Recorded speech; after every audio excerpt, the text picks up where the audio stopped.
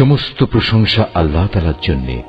তিনি সৃষ্টিকুলের মালিক, তিনি পরম দয়ালু, অতি মেহেরবান, তিনি বিচার দিনের মালিক। হে মালিক, আমরা তোমারই বন্দেগী করি এবং তোমারই সাহায্য চাই। তুমি আমাদের সরল ও অবিচল পথটি দেখিয়ে দাও, তাদের পথ যাদের উপর তুমি অনুগ্রহ করেছ, তাদের পথ নয় যাদের উপর অভিশাপ দেওয়া হয়েছে, এবং তাদের পথ নয় যারা পথভ্রষ্ট হয়ে গেছে। সূরা বাকারা। রহমান রহিম আল্লাহ তাআলার নামে। আলিফ লাম মিম। এই সেই মহাগ্রন্থ আল কোরআন, তাতে কোনো সন্দেহ নেই। যারা আল্লাহ তাআলাকে ভয় করে, এই কিতাব কেবল তাদের জন্যই পথ প্রদর্শক। যারা না দেখে আল্লাহ তাআলাকে বিশ্বাস করে, যারা নামাজ প্রতিষ্ঠা করে, তাদের আমি যা কিছু দান করেছি তারা তা থেকে আমারে নির্দেশিত পথে ব্যয় করে। যারা তোমার উপর যা কিছু নাজিল করা হয়েছে তার উপর ঈমান আনে তোমার আগে নবীদের উপর যা কিছু নাজিল করা হয়েছে তার উপর। সর্বোপরি তারা পরকালের উপরও ঈমান আনে। সত্যিকার অর্থে এই লোকগুলোই তাদের মালিকের দেখানো সঠিক পথের উপর রয়েছে, এবং এরাই হচ্ছে সফলকাম। যারা এই বিষয়গুলো অস্বীকার করে, তাদের তুমি পরকালের কথা বলে সাবধান করো আর না করো, কার্যত উভয়টাই তাদের জন্য সমান কথা। এরা কখনো ঈমান আনবে না। ক্রমাগত কুফরি করার কারণে আল্লাহ তাআলা তাদের মন, মগজ ও শ্রবণ শক্তির উপর মোহর মেরে দিয়েছেন। এদের দৃষ্টিশক্তির উপরও এক ধরনের আবরণ পড়ে আছে। যারা এ ধরনের লোক, তাদের জন্য পরকালের কষ্টদায়ক শাস্তি রয়েছে। মানুষদের মাঝে কিছু লোক এমনও আছে যারা মুখে বলে, আমরা আল্লাহ তাআলা ও পরকালের উপর ঈমান এনেছি, কিন্তু এদের কর্মকাণ্ড দেখলে তুমি বুঝতে পারবে এরা মোটেই ঈমানদার নয়। মুখে ঈমানের দাবি করে এরা আল্লাহ তাআলা ও তার নেক বান্দাদের সাথে প্রতারণা করে যাচ্ছে। মূলত এ কাজের মাধ্যমে তারা অন্য কাউকে নয়, নিজেদেরই ধোঁকা দিয়ে যাচ্ছে, যদিও এ ব্যাপারে তাদের কোনো প্রকারের চৈতন্য নেই। আসলে এদের মনের ভেতর রয়েছে এক ধরনের মারাত্মক ব্যাধি। প্রতারণার কারণে আল্লাহ তাআলা এদের সে ব্যাধি বাড়িয়ে দিয়েছেন। তাদের জন্য রয়েছে আল্লাহ তাআলার পক্ষ থেকে পীড়াদায়ক আযাব, কেননা তারা মিথ্যা বলছিল। তাদের যখন বলা হয় তোমরা এই শান্তিপূর্ণ জমিনে অশান্তি ও বিপর্যয় সৃষ্টি করো না, তখন তারা বলে, না, আমরাই তো বরং সংশোধনকারী। অথচ এরাই হচ্ছে জমিনে যাবতীয় বিপর্যয় সৃষ্টিকারী, যদিও তারা এ ব্যাপারে কোনো চৈতন্য রাখে না। তাদের যখন বলা হয় অন্য লোকেরা যেমন ঈমান এনেছে তোমরাও তেমনি ভাবে ঈমান আনো, তারা বলে, হে নবী, তুমি কি চাও আমরাও নির্বোধ লোকদের মতো ঈমান আনি? আসলে নির্বোধ তো হচ্ছে এরা নিজেরাই, যদিও তারা এই কথাটা জানে না। মুনাফিকদের অবস্থা হচ্ছে, তারা যখন ঈমানদার লোকদের সাথে মিলিত হয় তখন বলে আমরা ঈমান এনেছি, আবার যখন একাকী তাদের শয়তানদের সাথে মিলিত হয় তখন বলে আমরা তো তোমাদের সাথেই আছি। ঈমানের কথা বলে ওদের সাথে আমরা ঠাট্টা করছিলাম মাত্র। মূলত আল্লাহ তাআলাই তাদের সাথে ঠাট্টা করে যাচ্ছেন। আল্লাহ তাআলাই তাদের অবকাশ দিয়ে রেখেছেন। তারা তাদের বিদ্রোহে বিভ্রান্তের ন্যায় ঘুরে বেড়াচ্ছে। এরা জেনে বুঝে হেদায়েতের বিনিময়ে গোমরাহি কিনে নিয়েছে। তাদের এ ব্যবসাটা কিন্তু মোটেই লাভজনক হয়নি, এবং এরা সঠিক পথের অনুসারীও নয়। এদের উদাহরণ হচ্ছে সে হতভাগ্য ব্যক্তির মতো, যে অন্ধকারে আগুন জ্বালাতে চাইল, যখন তা তার গোটা পরিবেশটাকে আলোকোজ্জ্বল করে দিল, তখন হঠাৎ করে আল্লাহ তাআলা তাদের কাছ থেকে আলোটুকু ছিনিয়ে নিলেন এবং তাদের এমন অন্ধকারে ফেলে রাখলেন যে তারা কিছুই দেখতে পেল না। এদের অবস্থা হচ্ছে এরা কানেও শোনে না, চোখেও দেখে না, মুখ দিয়ে কথাও বলতে পারে না। অতএব এসব লোক সঠিক পথের দিকে ফিরে আসবে না। অথবা এদের উদাহরণ হচ্ছে আসমান থেকে নেমে আসা বৃষ্টির মতো, এর মাঝে রয়েছে আবার অন্ধকার, মেঘের গর্জন ও বিদ্যুতের চমক। বিদ্যুৎ গর্জন ও মৃত্যুর ভয়ে এরা নিজেদের কানে নিজেদের আঙুল ঢুকিয়ে রাখে। এরা জানে না আল্লাহ তাআলা কাফেরদের সকল দিক থেকেই ঘিরে রেখেছেন, তাতে এদের অবস্থা নাজুক হয়ে পড়ে। মনে হয় এখনই বিদ্যুৎ এদের চোখ নিষ্প্রভ করে দেবে। এই আতঙ্কজনক অবস্থায় আল্লাহ তাআলা যখন এদের জন্য একটু আলো জ্বালিয়ে দেন, তখন এরা সেদিকে চলতে থাকে। আবার যখন তিনি তাদের উপর অন্ধকার চাপিয়ে দেন, তখন এরা একটু থমকে দাঁড়ায়। অথচ আল্লাহ তাআলা চাইলে সহজেই তাদের শোনার ও দেখার ক্ষমতা ছিনিয়ে নিতে পারতেন। নিশ্চয়ই তিনি সর্বশক্তিমান। হে মানুষ, তোমরা সেই মহান আল্লাহ তাআলার দাসত্ব স্বীকার করো, যিনি তোমাদের এবং তোমাদের আগে যারা ছিল তাদের সবাইকে পয়দা করেছেন। আশা করা যায় এর ফলে তোমরা যাবতীয় সংকট থেকে বেঁচে থাকতে পারবে। তিনি সে মহান সত্তা যিনি জমিনকে তোমাদের জন্য শয্যা বানালেন, আসমানকে বানালেন ছাদ এবং আসমান থেকে পানি পাঠালেন। তার সাহায্যে তিনি নানা প্রকারের ফলমূল উৎপাদন করে তোমাদের জীবিকার ব্যবস্থা করলেন। অতঃপর তোমরা জেনে বুঝে এসব কাজে আল্লাহ তাআলার সাথে কাউকে শরীক করো না। আমি আমার বান্দার উপর যে কিতাব নাজিল করেছি তার সত্যতার ব্যাপারে যদি তোমাদের কোনো সন্দেহ থাকে তাহলে যাও, তার মতো করে একটি সূরা তোমরাও রচনা করে নিয়ে এসো। এক আল্লাহ ছাড়া তোমাদের আর যেসব বন্ধু বান্ধব রয়েছে তাদেরও প্রয়োজনে সহযোগিতার জন্য ডাকো, যদি তোমরা তোমাদের দাবিতে সত্যবাদী হও। কিন্তু তোমরা যদি তা না করতে পারো, এবং আমি জানি তোমরা তা কখনোই করতে পারবে না, তাহলে তোমরা দোজখের সেই কঠিন আগুনকে ভয় করো যার ইন্ধন হবে মানুষ ও পাথর। আল্লাহ তাআলাকে যারা অস্বীকার করে তাদের জন্যই এটা প্রস্তুত করে রাখা হয়েছে। অতঃপর যারা এই কিতাবের উপর ঈমান এনেছে এবং ভালো কাজ করেছে তাদের তুমি হে নবী সুসংবাদ দাও এমন এক জান্নাতের যার নিচ দিয়ে ঝর্ণা প্রবাহিত হতে থাকবে। যখনই তাদের এই জান্নাতের কোনো একটি ফল দেয়া হবে তখনই তারা বলবে, এ ধরনের ফল তো ইতিপূর্বেও আমাদের দেওয়া হয়েছিল। তাদের মূলত এমনি ধরনের জিনিসই সেখানে দেওয়া হবে। তাদের জন্য আরো সেখানে থাকবে পবিত্র সহধর্মী এবং সহধর্মিনী, এবং তারা সেখানে অনন্তকাল ধরে অবস্থান করবে। সত্য প্রমাণের জন্য আল্লাহ তাআলা মশা কিংবা তার চাইতে উপরে যা কিছু আছে তার উদাহরণ দিতেও লজ্জাবোধ করেন না। যারা আল্লাহর বাণীতে বিশ্বাস স্থাপন করে তারা জানে এ সত্য আল্লাহর কাছ থেকেই এসেছে। আর যারা আগেই সত্য অস্বীকার করেছে তারা একে না মানার অজুহাত দিতে গিয়ে বলে, আল্লাহ তাআলা এ উদাহরণ দ্বারা কি বোঝাতে চান? এভাবে একই ঘটনা দিয়ে আল্লাহ তাআলা অনেক লোককে গুমরাহিতে নিমজ্জিত করলেও বহু লোককে তিনি আবার এ দিয়ে হেদায়েতের পথও দেখান। আর কতিপয় পাপাচারী ব্যক্তি ছাড়া তিনি তা দিয়ে অন্য কাউকে গুমরাহিতে নিমজ্জিত করেন না। এরা হচ্ছে সেসব লোক যারা আল্লাহর ফরমান মেনে চলার প্রতিশ্রুতি দেওয়ার পর তা ভঙ্গ করে। ব্যক্তি ও সমাজ জীবনে আল্লাহ তাআলা যেসব সম্পর্কের ভিত মজবুত করতে বলেছেন তা তারা ছিন্ন করে। সর্বোপরি জমিনে অহেতুক বিপর্যয় সৃষ্টি করে। এরাই হচ্ছে আসল ক্ষতিগ্রস্ত। তোমরা আল্লাহকে কিভাবে অস্বীকার করবে? অথচ তোমরা প্রথম দিকে ছিলে মৃত। তিনি তোমাদের জীবন দিয়েছেন, পুনরায় তিনি তোমাদের মৃত্যু দেবেন। অতঃপর সর্বশেষে তিনি আবার তোমাদের জীবন দান করবেন, এবং এভাবেই তোমাদের একদিন তাঁর কাছে ফিরে যেতে হবে। তিনি সেই মহান সত্তা যিনি এ পৃথিবীর সব কিছু তোমাদের ব্যবহারের জন্য তৈরি করেছেন। অতঃপর তিনি আসমানের দিকে মনোনিবেশ করলেন এবং তাকে 7 আসমানে বিন্যস্ত করলেন। তিনি সবকিছু সম্পর্কেই সম্যক অবগত আছে। হে নবী, স্মরণ করো যখন তোমার মালিক তাঁর ফেরেশতাদের সম্বোধন করে বললেন, আমি পৃথিবীতে আমার খলিফা বানাতে চাই। তারা বলল, তুমি কি এমন কাউকে খলিফা বানাতে চাও যে তোমার জমিনে বিশৃঙ্খলা ও বিপর্যয় সৃষ্টি করবে এবং স্বার্থের জন্য তারা রক্তপাত করবে?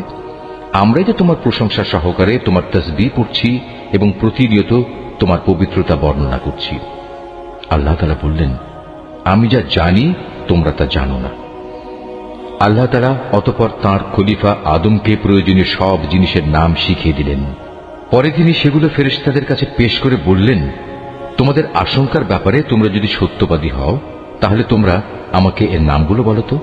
ফেরেশতারা বলল, হে আল্লাহ তাআলা, তুমি পবিত্র, আমাদের তো এর বাইরে আর কিছুই জানা নেই যা তুমি আমাদের শিক্ষা দিয়েছ। তুমিই একমাত্র জ্ঞানী, একমাত্র কুশলী। আল্লাহ তাআলা এবার আদমকে বললেন, তুমি ফেরেশতাদের সে নামগুলো বলে দাও। অতএব আদম আল্লাহর নির্দেশে ফেরেশতাদের সামনে নামগুলো যখন সুন্দরভাবে বলে দিল, তখন আল্লাহ তাআলা বললেন, আমি কি তোমাদের বলিনি যে আমি আসমান সমূহ ও জমিনের যাবতীয় গোপন বস্তু জানি, এবং তোমরা যা কিছু প্রকাশ করো আর যা কিছু গোপন করো আমি তাও ভালোভাবে জানি। আল্লাহ তাআলা যখন ফেরেশতাদের বললেন, তোমরা সম্মানের প্রতীক হিসেবে আদমের জন্য সাজদা করো, অতঃপর তারা আল্লাহর আদেশে আদমের সামনে সাজদা অবনত হল, শুধু ইবলিস ছাড়া। সে সাজদা করতে অস্বীকার করল এবং অহংকার করল। অতঃপর সে নাফরমানদের দলে শামিল হয়ে গেল। আমি বললাম, হে আদম, তুমি এবং তোমার স্ত্রী পরম সুখে এই বেহেশতে বসবাস করতে থাকো এবং এই নিয়ামত থেকে যা তোমাদের মন চায় তাই তোমরা স্বাচ্ছন্দ্যের সাথে আহার করো, তবে এই গাছটির পাশেও যেও না, অন্যথায় তোমরা দুজনই সীমা লঙ্ঘনকারীদের মধ্যে শামিল হয়ে যাবে। কিন্তু শয়তান শেষ পর্যন্ত সেখান থেকে তাদের উভয়ের পদস্খলন ঘটাল। তারা উভয়ে বেহেশতে যেখানে ছিল সেখান থেকে সে তাদের বের করেই ছাড়ল। আর আমি তাদের বললাম, তোমরা একজন আরেকজনের দুশমন হিসেবে এখান থেকে নেমে পড়ো। তোমাদের পরবর্তী বাসস্থান হবে পৃথিবী, সেখানে একটি নির্দিষ্ট সময় পর্যন্ত তোমাদের জন্য জীবনের যাবতীয় উপকরণ থাকবে। অতঃপর আদম তার মালিকের কাছ থেকে হেদায়েত সম্বলিত কিছু বাণী পেল। আল্লাহ তাআলা তার উপর ক্ষমা পরবশ হলেন, অবশ্যই তিনি বড় মেহেরবান ও ক্ষমাশীল। আমি তাদের বললাম, তোমরা সবাই এবার এখান থেকে নেমে যাও, তবে যেখানে যাবে অবশ্যই সেখানে আমার পক্ষ থেকে তোমাদের কাছে জীবন বিধান সম্পর্কিত হেদায়েত আসবে। অতঃপর যে আমার সেই বিধান মেনে চলবে তার কোনো ভয় নেই, তাদের কোনো প্রকার উৎকণ্ঠিত হতে হবে না। আর যারা আমার বিধান অস্বীকার করবে এবং আমার আয়াতসমূহ মিথ্যা প্রতিপন্ন করে লাগামহীন জীবন যাপন করবে, তারা অবশ্যই জাহান্নামের বাসিন্দা হবে, তারা সেখানে চিরদিন থাকবে। হে বনী ইসরাইল জাতি, তোমাদের উপর আমি যেসব নিয়ামত দিয়েছি তোমরা সেগুলো স্মরণ করো, আমার আনুগত্যের প্রতিশ্রুতি তোমরা পূর্ণ করো। আমিও এর বিনিময়ে তোমাদের দুনিয়া ও আখিরাতের পুরস্কারের প্রতিশ্রুতি পূর্ণ করব এবং তোমরা একমাত্র আমাকেই ভয় করো। আমি মুহাম্মাদের কাছে যা কোরআন নাজিল করেছি তোমরা এর উপর ঈমান আনো, যা তোমাদের কাছে যা কিছু আছে তার সত্যায়নকারী। তোমরা কিছুতেই এর প্রথম অস্বীকারী হইও না এবং বৈষয়িক স্বার্থে সামান্য মূল্যে আমার আয়াত বিক্রি করো না, এবং তোমরা শুধু আমাকেই ভয় করো। তোমরা মিথ্যা দিয়ে সত্যকে পোশাক পরিয়ে দিও না এবং সত্যকে জেনে বুঝে লুকিয়েও রেখো না। তোমরা নামাজ প্রতিষ্ঠা করো, যাকাত আদায় করো। যারা আমার সামনে অবনত হয় তাদের সাথে মিলে তোমরাও আমার আনুগত্য স্বীকার করো। তোমরা কি মানুষদের ভালো কাজের আদেশ করো এবং নিজেদের জীবনে তা বাস্তবায়নের কথা ভুলে যাও? অথচ তোমরা সবাই আল্লাহর কেতাব পড়ো, কিন্তু কেতাবের এ কথা তোমরা কি বোঝো না? হে ঈমানদার ব্যক্তিরা, তোমরা সবর ও নামাজের মাধ্যমে আল্লাহর কাছে সাহায্য চাও। যাবতীয় হক আদায় করে নামাজ প্রতিষ্ঠা করা অবশ্যই একটা কঠিন কাজ, কিন্তু যারা আল্লাহকে ভয় করে তাদের কথা আলাদা। যারা জানে একদিন তাদের সবাইকে তাদের মালিকের সামনাসামনি হতে হবে এবং তাদের সবাইকে তাঁর কাছে ফিরে যেতে হবে, তার জন্য এটা কঠিন কিছু নয়। হে বনী ইসরাইল জাতি, তোমরা আমার সেই নিয়ামতের কথা স্মরণ করো যা আমি তোমাদের দান করেছি। আমার সেই নিয়ামতের মধ্যে একটি ছিল, আমি তোমাদের সৃষ্টিকুলের উপর প্রাধান্য দিয়েছিলাম। হে ঈমানদার ব্যক্তিরা, তোমরা সেই দিনটিকে ভয় করো যেদিন একজন আরেকজনের কোনোই কাজে আসবে না, একজনের কাছ থেকে আরেকজনের পক্ষে কোনো সুপারিশও সেদিন গ্রহণ করা হবে না, এবং কারো কাছ থেকে মুক্তিপণ নেয়া কিংবা তা নিয়ে কাউকে ছেড়ে দেয়া হবে না, না তাদের সেদিন কোন রকম সাহায্য করা হবে। স্মরণ করো যখন আমি তোমাদের ফেরাউনের লোকদের গোলামি থেকে মুক্তি দিয়েছিলাম, তারা তোমাদের উপর ভীষণ অত্যাচার করত। তারা নিকৃষ্ট ধরনের শাস্তি দ্বারা তোমাদের যন্ত্রণা দিত। তারা তোমাদের পুত্র সন্তানদের হত্যা করত এবং তোমাদের মেয়েদের তারা জীবিত রেখে দিত। তোমাদের মালিকের পক্ষ থেকে এতে তোমাদের জন্য বড় একটা পরীক্ষা নিহিত ছিল। আরো স্মরণ করো যখন আমি তোমাদের জন্য সমুদ্রকে দ্বিধা বিভক্ত করে দিয়েছিলাম, অতঃপর আমি তোমাদের সমূহ মৃত্যুর হাত থেকে বাঁচিয়ে দিয়েছিলাম এবং আমি ফেরাউন ও তার দলবলকে সমুদ্রে ডুবিয়ে দিয়েছিলাম, আর তোমরা তা তো নিজেরাই প্রত্যক্ষ করেছিলে। আরো স্মরণ করো যখন মূসাকে আমি বিশেষ একটি কাজে 40 রাত নির্ধারণ করে দিলাম, তার যাওয়ার পর তোমরা একটি বাছুরকে মাবুদ রূপে গ্রহণ করে নিলে। তোমরা এতে করে ভীষণ জুলুম করেছিলে। অতঃপর এ অপরাধ সত্ত্বেও আমি পুনরায় তোমাদের ক্ষমা করে দিয়েছি এ আশায় যে তোমরা আমার কৃতজ্ঞতা আদায় করবে। সে কথাও স্মরণ করো যখন আমি মূসাকে কেতাব ও ন্যায় অন্যায়ের পরককারী একটি মানদণ্ড দান করেছি, যাতে করে তোমরা হেদায়েতের পথে চলতে পারো। আরো স্মরণ করো মুসা যখন তার নিজ লোকদের কাছে এসে বলল, হে আমার জাতি, তোমরা আমার অবর্তমানে বাছুরকে মাবুদ হিসেবে গ্রহণ করে যে বড় রকমের জুলুম করেছ, তার জন্য অবিলম্বে আল্লাহর দরবারে তওবা করো এবং তোমরা তোমাদের নিজেদের শিরকে অভিশপ্ত নফস সমূহকে হত্যা করো। এর মাঝেই আল্লাহর কাছে তোমাদের জন্য কল্যাণ রয়েছে। অতঃপর আল্লাহ তাআলা তোমাদের উপর ক্ষমা পরবশ হবেন, কারণ তিনি বড়ই ক্ষমাশীল ও অনুগ্রহকারী। তোমরা যখন বলেছিলে, হে মুসা, আমরা আল্লাহকে প্রত্যক্ষভাবে না দেখলে কখনো তার উপর ঈমান আনব না, তখন এর ধৃষ্টতার শাস্তি হিসেবে মুহূর্তের মধ্যেই বজ্রের মতো এক গজব তোমাদের উপর নিপতিত হল, আর তোমরা তার দিকে চেয়েই থাকলে, কিছুই করতে পারলে না। অতঃপর এই ধ্বংসকর মৃত্যুর পর তোমাদের আমি পুনরায় জীবন দান করলাম, যাতে করে তোমরা আমার কৃতজ্ঞতা আদায় করতে পারো। আমি তোমাদের উপর মেঘের ছায়া দান করেছিলাম, মান এবং সালওয়া নামক খাবারও তোমাদের জন্য পাঠিয়েছিলাম। আমি তোমাদের বলেছিলাম, সেসব পবিত্র খাবার খাও যা আমি তোমাদের দিয়েছি, তা তোমরা উপভোগ করো। নিয়ামত অবজ্ঞা করে তারা আমার উপর কোনো অবিচার করেনি, বরং এর দ্বারা তারা নিজেরাই নিজেদের উপর জুলুম করেছে। স্মরণ করো, আমি যখন তোমাদের বলেছিলাম, তোমরা এই জনপদে ঢুকে পড়ো এবং তোমরা তার যেখান থেকেই ইচ্ছা স্বাচ্ছন্দ্যে আহার করো। দম্ভ সহকারে প্রবেশ না করে মাথা নত করে ঢোকো। তোমরা ক্ষমার কথা বলবে, আমিও তোমাদের ভুল ত্রুটিসমূহ ক্ষমা করে দেব, এবং যারা ভালো কাজ করে আমি এভাবেই তাদের পাওনার অঙ্ক বাড়িয়ে দেই। সুস্পষ্ট হেদায়েত সত্ত্বেও অতঃপর জালিমরা এমন কিছু ব্যাপার রদবদল করে ফেলল যা না করার জন্যই তাদের বলা হয়েছিল। আমিও এরপর যারা জুলুম করল তাদের উপর আসমান থেকে গজব নাজিল করলাম। মূলত এটা ছিল তাদের গুনার ফল। যখন মুসা আমার কাছে তার জাতির লোকদের জন্য পানি চাইল, আমি তাকে বললাম, তোমার হাতের লাঠি দিয়ে তুমি এই পাথরে আঘাত করো। আঘাত করা মাত্রই সে পাথর থেকে 12টি পানির নহর উৎপন্ন হয়ে গেল। প্রত্যেক গোত্রই নিজ নিজ পানির ঘাট চিনে নিল।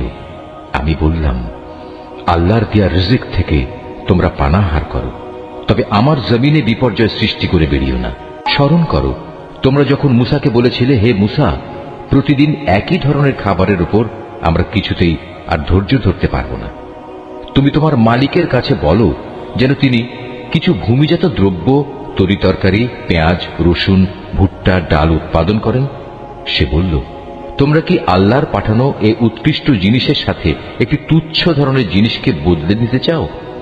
যদি তাই হয়, তাহলে তোমরা অন্য কোনো শহরে সরে পড়ো, যেখানে তোমাদের এসব জিনিস যা তোমরা চাইবে তা অবশ্যই পাওয়া যাবে।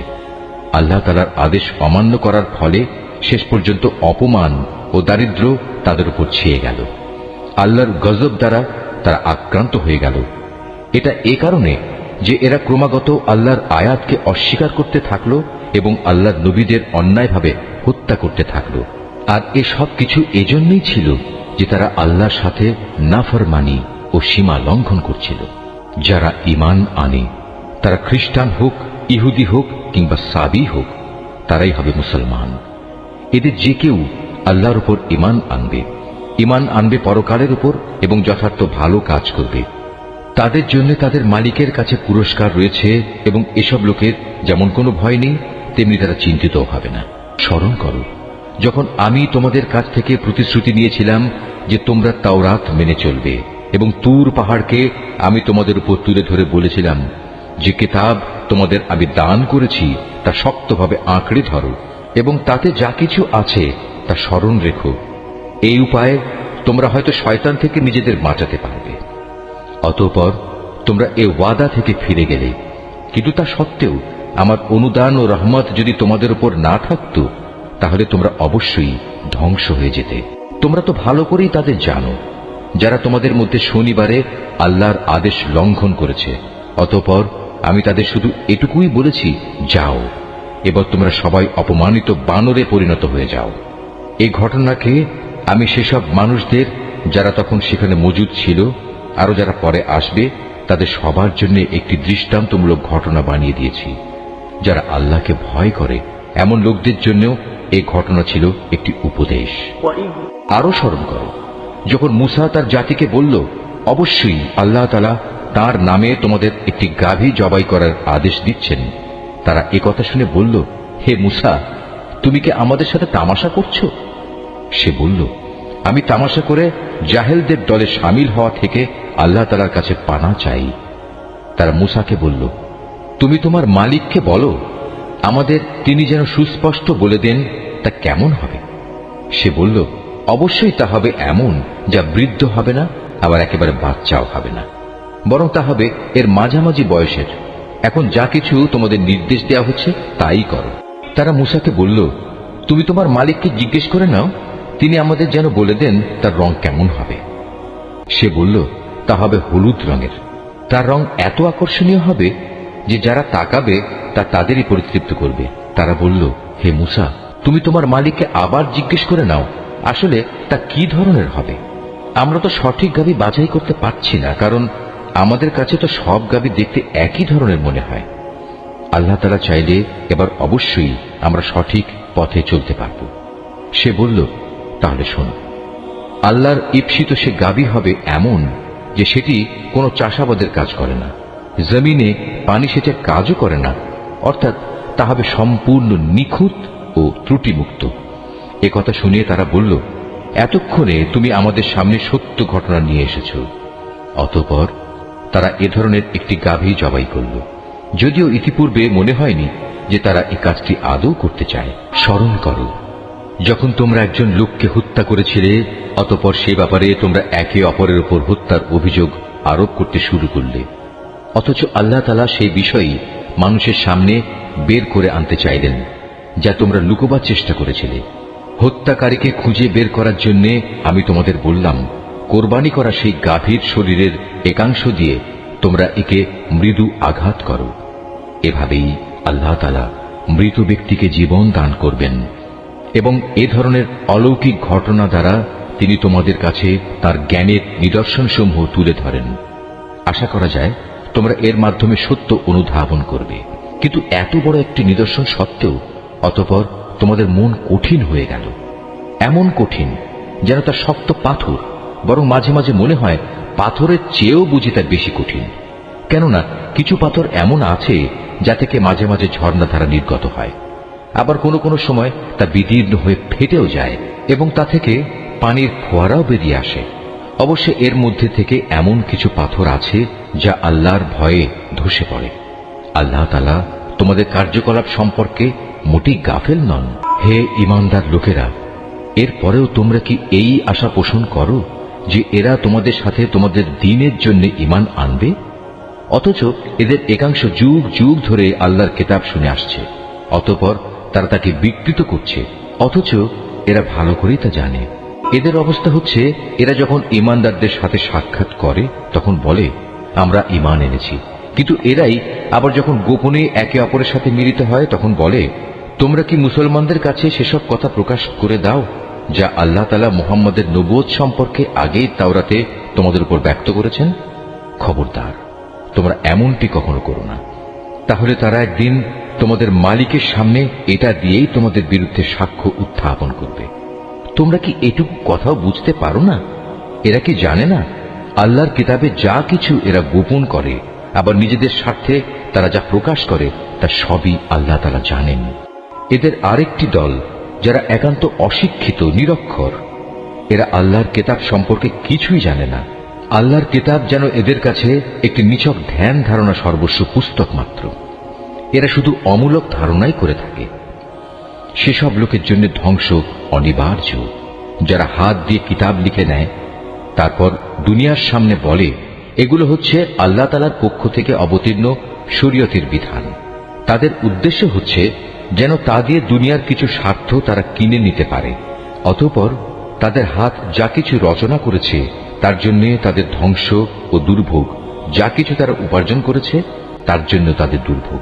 এসব নির্বোধ লোকেরা বলে, জাহান্নামের আগুন কখনোই আমাদের স্পর্শ করবে না, একান্ত যদি করেও তা হবে নির্দিষ্ট কয়েকটা দিনের জন্য মাত্র।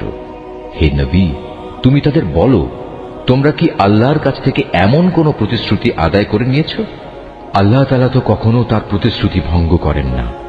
না তোমরা জেনে বুঝেই আল্লাহ তাআলা সম্পর্কে এমন সব কথা বলে বেড়াচ্ছ যা তোমরা নিজেরাই জানো না।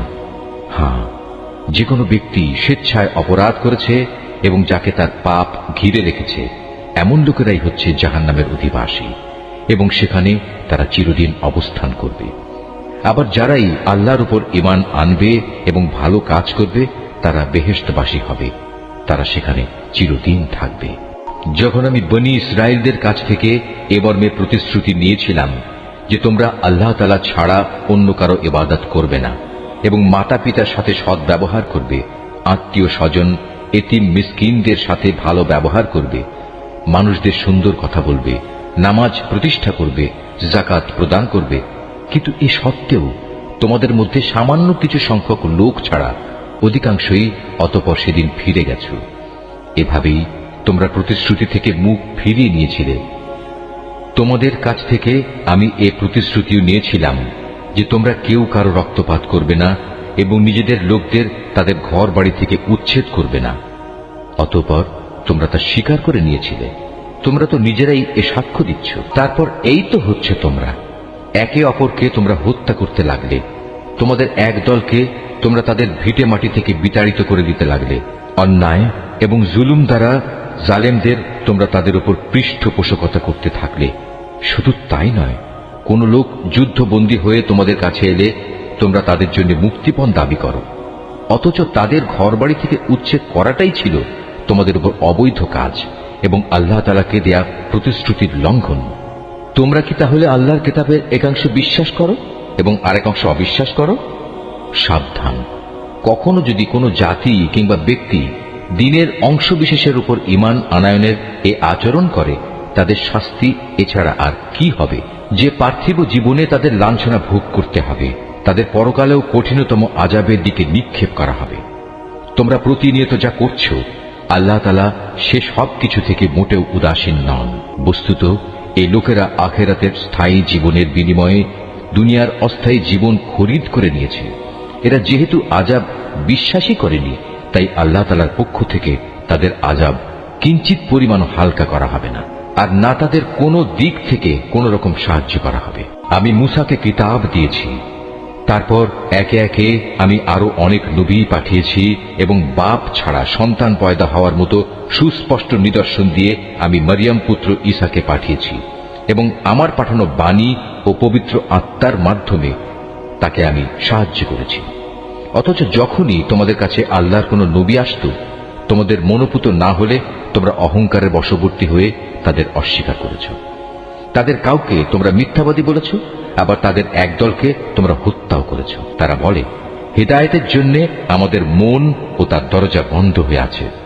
আসলে আল্লাহ তাআলাকে তাদের ক্রমাগত অস্বীকার করার কারণে তিনি তাদের উপর অভিসম্পাত করেছেন। অতঃপর তাদের সামান্য পরিমাণ লোকই আল্লাহর উপর ঈমান এনেছে।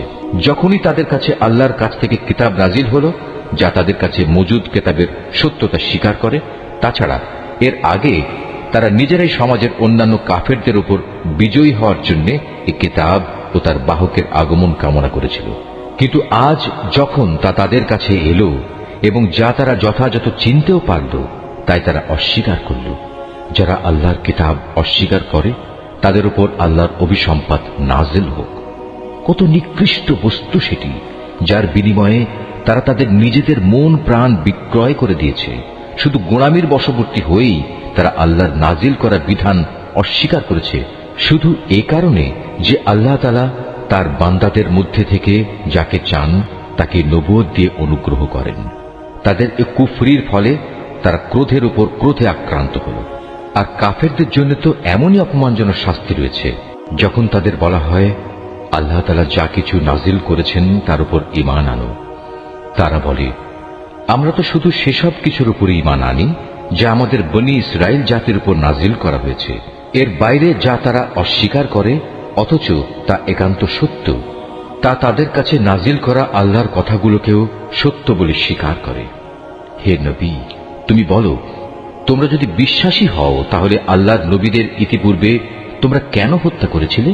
তোমাদের কাছে তো একসময় সুস্পষ্ট নিদর্শন সহকারে মূসাও নবী হয়ে এসেছিল, অথচ তার সামান্য কয়েকদিনের অনুপস্থিতির পরই তোমরা একটি বাছুরকে মাবুদ হিসেবে গ্রহণ করে নিলে। কত বড় জালেম ছিলে তোমরা! আরো স্মরণ করো, যখন আমি তোমাদের কাছ থেকে একটি প্রতিশ্রুতি আদায় করেছিলাম তোমাদের মাথার উপর তুর পাহাড় তুলে ধরে, আমি বলেছিলাম যা কিছু বিধি বিধান আমি তোমাদের দিয়েছি তা শক্ত করে আঁকড়ে ধরো এবং আমার কথাগুলো শুনো। এর জবাবে তারা মুখে তো বলল, হ্যাঁ আমরা তোমার কথা শুনেছি, কিন্তু বাস্তব জীবনে তা অস্বীকার করে বলল, আমরা তা অমান্য করলাম। আসলে আল্লাহ তাআলাকে তাদের অস্বীকার করার কারণে সেই বাছুরকে মাবুদ বানানোর নেশা তখনও তাদের মনকে আকৃষ্ট করে রেখেছিল। তুমি তাদের বলো, যদি তোমরা সত্যি মোমেন হও তাহলে বলতে পারো, এটা কত খারাপ ঈমান যা একজন ব্যক্তিকে এ ধরনের কাজের আদেশ দেয়। যদি তোমরা মনে করো অন্যদের বদলে পরকালের নিবাস আল্লাহর কাছে শুধু তোমাদের জন্য নির্দিষ্ট, তাহলে যাও, তা পাওয়ার জন্য তোমরা মৃত্যু কামনা করো, যদি তোমরা সত্যবাদী হও। হে নবী, তুমি জেনে রাখো, এরা কখনোই কামনা করবে না আল্লাহর সাথে যে আচরণ এরা করেছে, এবং নিজেদের হাত দিয়ে এরা যা কিছু অর্জন করেছে তার পরিণাম জানার পর এরা কখনো তা কামনা করবে না। আল্লাহ তাআলা জালেমদের ভালো করে জানেন। সত্যি কথা হচ্ছে, এদেরকেই বরং তুমি দেখতে পাবে বেঁচে থাকার ব্যাপারে এরা বেশি লোভী। আল্লাহ তাআলার সাথে যারা শিরক করে, এ বনী ইসরায়েলের লোকেরা তাদের চেয়েও এক কদম অগ্রসর। এদের প্রত্যেক ব্যক্তি 1000 বছর জীবিত থাকতে চায়, কিন্তু যত দীর্ঘ জীবনই এদের দেয়া হোক না কেন, তা কখনো এদের তার অবশ্যম্ভাবী আযাব থেকে বাঁচাতে পারবে না। আল্লাহ তাআলা এদের যাবতীয় কাজকর্ম পুঙ্খানুপুঙ্খ পর্যবেক্ষণ করেন। হে নবী, তুমি বলো, কে সে ব্যক্তি যে জিব্রাইলের শত্রু হতে পারে, অথচ সে তো আল্লাহর আদেশে আল্লাহর বাণীসমূহ তোমার অন্তঃকরণে নাজিল করে দেয়, তাও এমন এক বাণী যা তাদের কাছে মজুদ বিষয়সমূহের সত্যতা স্বীকার করে। সর্বোপরি এ হচ্ছে মোমেনদের জন্য সুসংবাদবাহী গ্রন্থ।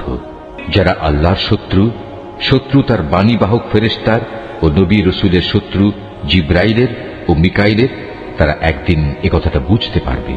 স্বয়ং আল্লাহ তাআলাই হচ্ছেন কাফেরদের বড় শত্রু। অবশ্যই আমি তোমার কাছে সুস্পষ্ট নিদর্শন পাঠিয়েছি, পাপী ব্যক্তিরা ছাড়া এই সব কিছু কেউই অস্বীকার করতে পারে না। কিংবা যখনই তারা আল্লাহর সাথে কোনো ওয়াদা করেছে তখনই তাদের এক দল তা ভঙ্গ করেছে। আসলে তাদের অধিকাংশই ঈমানদার ছিল না। যখনই তাদের কাছে আল্লাহর পক্ষ থেকে কোনো নবী আসে এবং যে তাদের কাছে আগের কিতাবে যেসব কথা মজুদ রয়েছে তার সত্যতা স্বীকার করে, তখনই সেই আগের কিতাবের ধারকদের একটি দল পূর্ববর্তী কিতাবের কথাগুলো এমনভাবে তাদের পেছনের দিকে ফেলে দিল যেন তারা এ ব্যাপারে কিছুই জানে না। আল্লাহর প্রতি অবজ্ঞা প্রদর্শন করেই এরা ক্ষান্ত হয়নি। জাদু মন্ত্রের এমন কিছু জিনিসও এরা অনুসরণ করতে শুরু করল যা শয়তান কর্তৃক সুলাইমান নবীর রাজত্বের সময়ে সমাজে চালু করা হয়েছিল। সত্য কথা হচ্ছে, সুলাইমান কখনো জাদুকে আল্লাহ বিরোধী কাজে ব্যবহার করে আল্লাহকে অস্বীকার করেনি। আল্লাহকে তো অস্বীকার করেছে সেসব অভিশপ্ত শয়তান যারা মানুষকে জাদুমন্ত্র শিক্ষা দিয়েছে। জাদু পাগল মানুষদের পরীক্ষার উদ্দেশ্যে আল্লাহ তাআলা হারুত মারুত নামে যে দুজন ফেরেশতাকে ব্যাবিলনে পাঠিয়েছেন, আল্লাহর সেই দুজন ফেরেশতা কাউকে যখনই এ বিষয়ের শিক্ষা দিত, প্রথমেই তারা এ কথাটা তাদের বলে দিত, আমরা তো হচ্ছি আল্লাহর পরীক্ষা মাত্র। অতএব কোনো অবস্থায় তুমি এ বিদ্যা দিয়ে আল্লাহ তাআলাকে অস্বীকার করো না। এই সত্ত্বেও তারা তাদের কাছ থেকে এমন কিছু বিদ্যা শিখে নিয়েছিল যা দিয়ে এরা স্বামী স্ত্রীর মাঝে বিচ্ছেদের সৃষ্টি করত।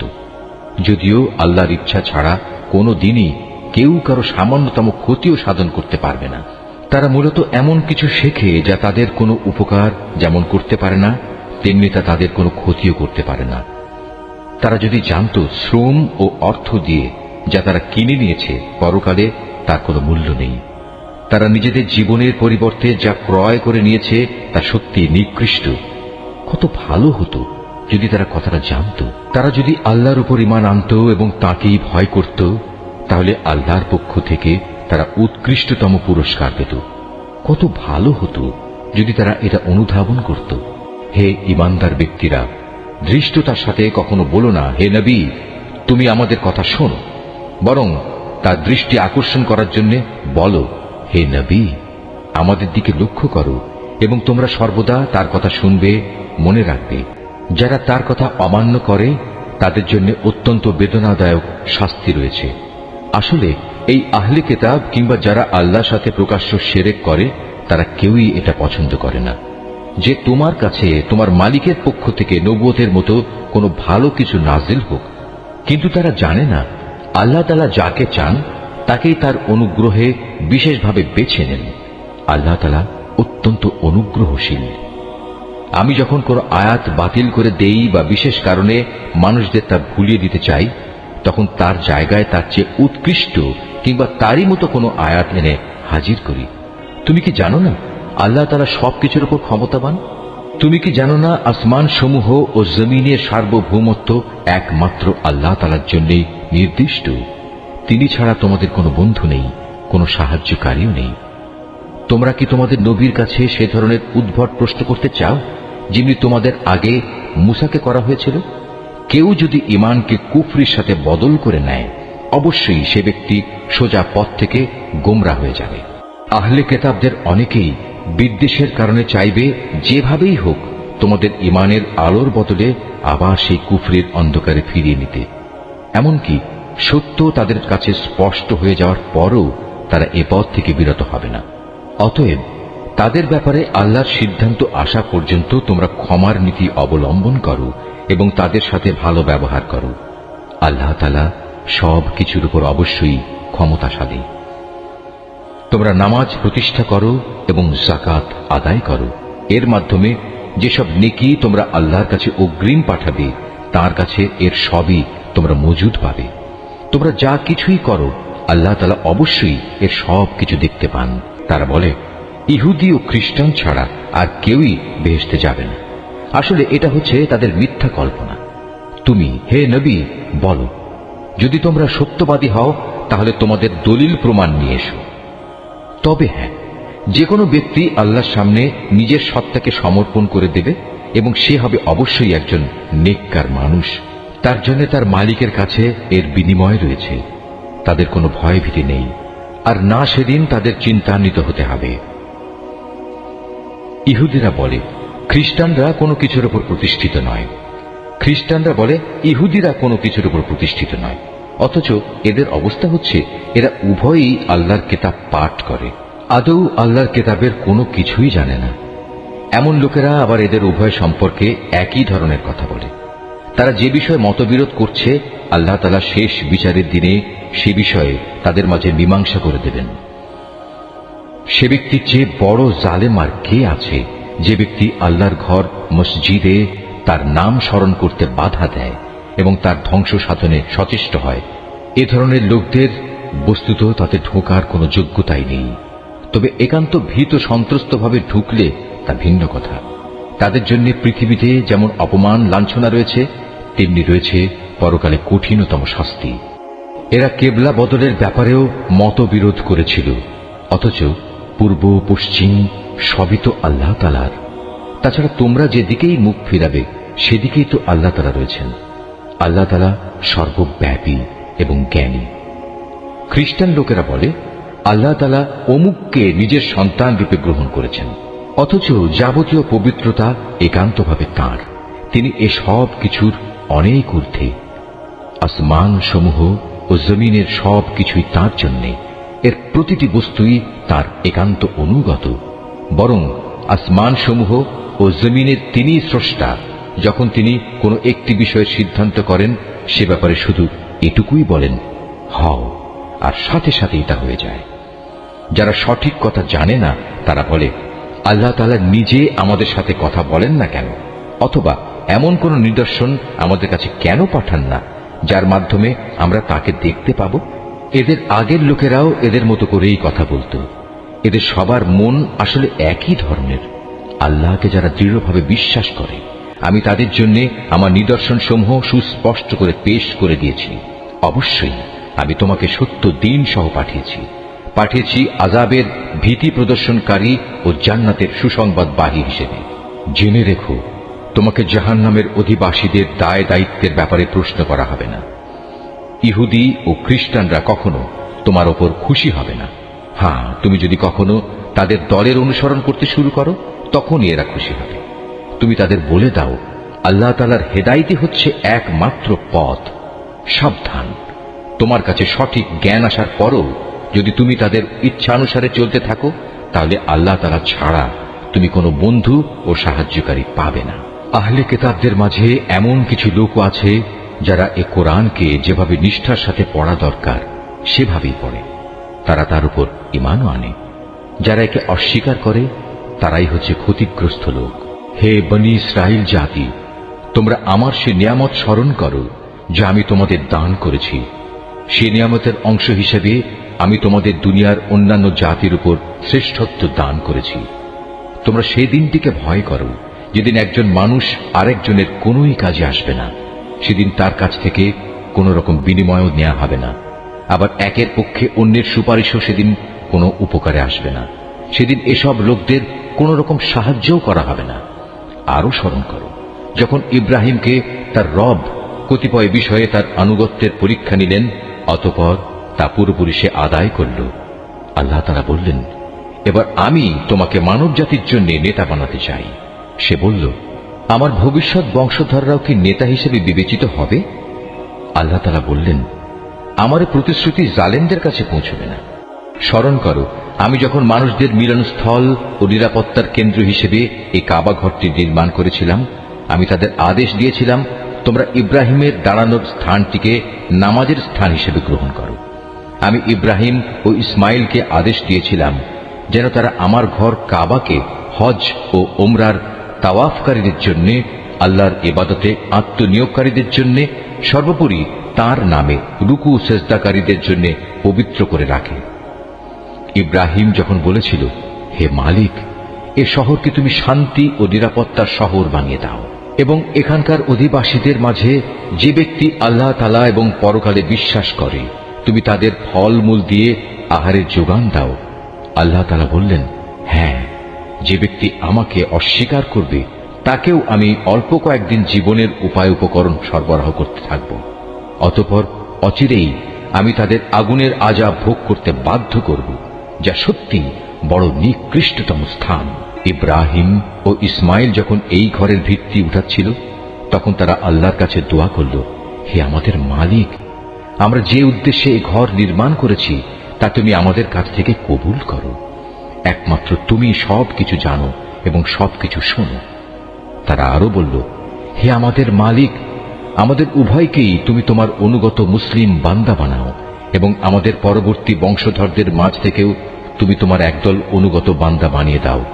হে মালিক, তুমি আমাদের তোমার ইবাদতের আনুষ্ঠানিকতা সমূহ দেখিয়ে দাও এবং তুমি আমাদের উপর দয়া পরবশ হও, কারণ তুমি অত্যন্ত দয়া পরবশ ও পরম দয়ালু।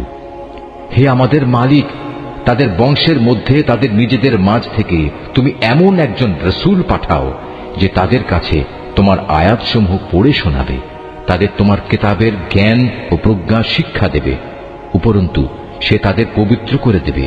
হে আল্লাহ, তুমি আমাদের এই দোয়া কবুল করো, কারণ তুমি মহাপরাক্রমশালী ও পরম কুশলী। জেনে বুঝে যে নিজেকে মূর্খ বানিয়ে রেখেছে সে ব্যক্তি ছাড়া আর কে এমন হবে যে ইব্রাহিমের আনিত জীবন বিধান থেকে মুখ ফিরিয়ে নেবে? অথচ তাকে আমি দুনিয়ার নবুয়তের জন্য বাছাই করে নিয়েছি। শেষ বিচারের দিনেও সে আমার নেক লোকদের মধ্যে শামিল হবে। যখন আমি তাকে বললাম, তুমি আমার অনুগত মুসলিম হয়ে যাও, সে বলল, আমি সৃষ্টিকুলের মালিক আল্লাহ তাআলার পূর্ণ আনুগত্য স্বীকার করে নিলাম। যে পথ ইব্রাহিম নিজের জন্য বেছে নিল সে পথে চলার জন্য সে তার সন্তান সন্ততিকেও ওসিয়ত করে গেল। ইয়াকুবও তার সন্তানদের ওসিয়ত করে বলল, হে আমার সন্তানরা, নিশ্চয়ই আল্লাহ তাআলা তোমাদের জন্য এই দ্বীন ইসলাম মনোনীত করে দিয়েছেন।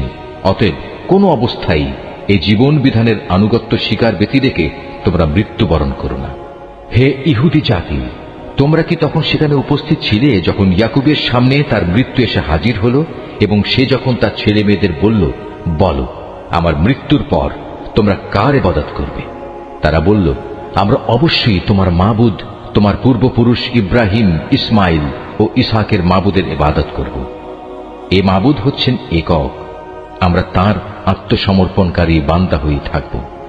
এরা ছিল এক ধরনের জাতি যারা আজ গত হয়ে গেছে। তারা যা করে গেছে তা তাদের নিজেদের জন্য, আবার তোমরা যা করবে তা হবে তোমাদের নিজেদের জন্য। তারা যা কিছু করছিল সে ব্যাপারে তোমাদের কিছু জিজ্ঞেস করা হবে না। এরা ইহুদি ও নাসারারা বলে, তোমরা ইহুদি কিংবা খ্রিস্টান হয়ে যাও, তাহলে তোমরা সঠিক পথে পরিচালিত হবে। হে নবী, তুমি বলো, আমাদের কাছে তো বরং ইব্রাহিমের একনিষ্ঠ মতাদর্শই রয়েছে, আর সে কখনো মুশরিকদের অন্তর্ভুক্ত ছিল না। তোমরা বলো, আমরা তো আল্লাহর উপর ঈমান এনেছি এবং ঈমান এনেছি আল্লাহ তাআলা আমাদের কাছে যা কিছু নাজিল করেছেন তার উপর। আমাদের আগে ইব্রাহিম, ইসমাইল, ইসহাক, ইয়াকুব ও তাদের পরবর্তী সন্তানদের উপর যা কিছু নাজিল করা হয়েছে তাও আমরা মানি। তাছাড়া মুসা, ঈসা সহ সব নবীকে তাদের মালিকের পক্ষ থেকে যা কিছু দেওয়া হয়েছে তার উপর আমরা ঈমান এনেছি। আমরা এদের কারো মধ্যেই কোনো তারতম্য করি না। আমরা তো হচ্ছি আল্লাহরই অনুগত বান্দা। আর এরা যদি তোমাদের মতোই আল্লাহর উপর ঈমান আনত, তাহলে তারাও সঠিক পথ পেত। তারা যদি সে পথ থেকে ফিরে আসে, তাহলে তারা অবশ্যই উপদলীয় অনৈক্যের মাঝে পড়ে যাবে। আল্লাহ তাআলাই তোমার জন্য যথেষ্ট হবেন, তিনি শোনেন, তিনিই জানেন। হে নবী, তাদের তুমি বলো, আসল রং হচ্ছে আল্লাহ তাআলারই। এমন কে আছে যার রং তার রঙের চেয়ে উৎকৃষ্ট হতে পারে? আমরা ঘোষণা করছি, আমরা তাঁরই ইবাদত করি। হে নবী, তুমি তাদের বলো, তোমরা কি স্বয়ং আল্লাহ তাআলার ব্যাপারেই আমাদের সাথে বিতর্কে লিপ্ত হতে চাও? অথচ তিনি যেমন আমাদের মালিক, তেমনি তিনি তোমাদেরও মালিক। আমাদের কাজ আমাদের জন্য, আর তোমাদের কাজ তোমাদের জন্য। আমরা তার আনুগত্যের ব্যাপারে সবাই হচ্ছি নিষ্ঠাবান। অথবা তোমরা কি একথা বলতে চাও যে ইব্রাহিম, ইসমাইল, ইসহাক, ইয়াকুব ও তাদের বংশধররা সবাই ছিল ইহুদি কিংবা খ্রিস্টান? হে নবী, তুমি বলে দাও, এ ব্যাপারে তোমরা বেশি জানো না আল্লাহ তাআলা বেশি জানেন? যদি কোনো ব্যক্তি তার কাছে মজুদ আল্লাহর কাছ থেকে আগত সাক্ষ্য প্রমাণ গোপন করে, তাহলে তার চেয়ে বড় জালেম আর কে হতে পারে? আল্লাহ তাআলা তোমাদের কাজকর্মের ব্যাপারে মোটেই গাফেল নন। এরাও ছিল এক ধরনের সম্প্রদায় যারা আজ গত হয়ে গেছে। তারা যা করে গেছে তা তাদের জন্য, আর তোমাদের কর্মফল হবে তোমাদের জন্য। তারা যা কিছু করছিল সে ব্যাপারে তোমাদের কিছু জিজ্ঞাসা করা হবে না।